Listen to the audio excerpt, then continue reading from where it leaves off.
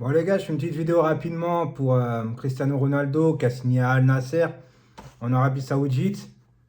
Écoutez, moi je trouve sincèrement qu'il a raison. Voilà, 38 ans, il est en fin de carrière. Bon, c'est vrai que ces dernières années, ces 2 dernières années, ça a été compliqué pour lui. Il aurait peut-être dû s'arrêter avant ou partir avant. Mais en soi, il a fait une très très grosse carrière et 38 ans pour moi, c'est trop vieux pour un attaquant, CR7 ou pas. Là, on lui propose 200 millions par an. Enfin, qui refuserait ça en fait? Certains vont me dire, ouais, c'est abusé le projet sportif. Mais quel projet sportif? Quel projet sportif? T'as 38 ans.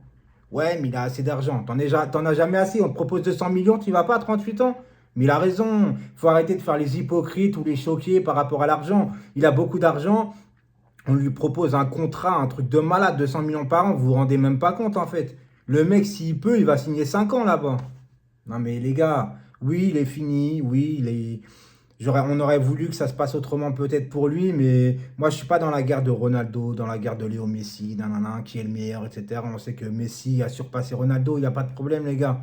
Mais n'empêche que j'aime pas l'homme en soi, tu vois, j'aime pas le mec, il a un peu un but de sa personne, tu vois, je me rappelle d'une image, moi, qui m'avait choqué à l'époque au Real, c'était dans les arrêts de jeu du match, il y a un penalty pour le Real, il y a un partout, il loupe le penalty, t'as un joueur du Real, il récupère le ballon, il marque, donc ça fait victoire du Real, et Ronaldo, il était blasé de ouf, en fait, tu vois.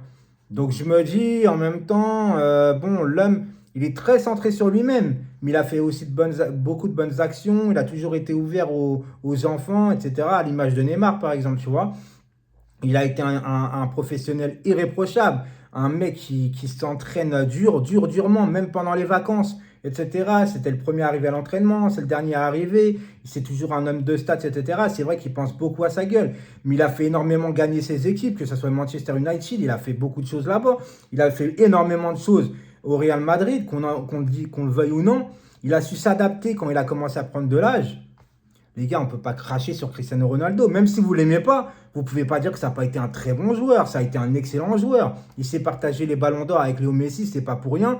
Il est resté plus de 13, 14 ans, je crois, au haut niveau. Parce que c'est facile une année de monter au sommet. Mais le plus dur, c'est d'y rester. Et pour moi, Ronaldo a été un très très grand joueur. Donc de là à le fustiger, à le charrier comme ça, en fait, moi, je ne suis pas d'accord, les gars. Même si je suis pas fan de Ronaldo, pas fan de Messi, pas fan de Neymar.